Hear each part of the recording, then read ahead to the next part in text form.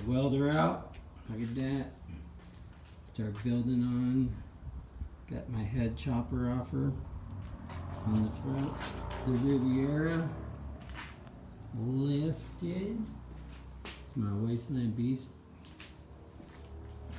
I'm gonna put this chainsaw slash chain.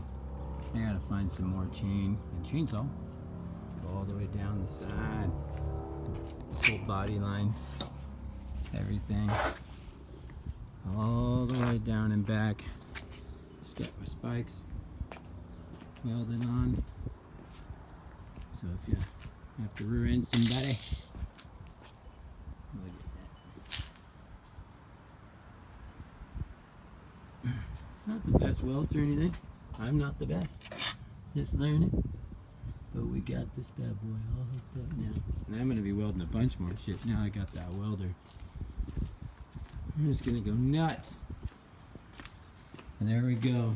Some progression on the Riviera finally. I got a bunch of more stuff I'm gonna add to this, so don't think this is it for the head chopper offer. That's it. We tell you to get on your knees, and then we just mow into you with that thing.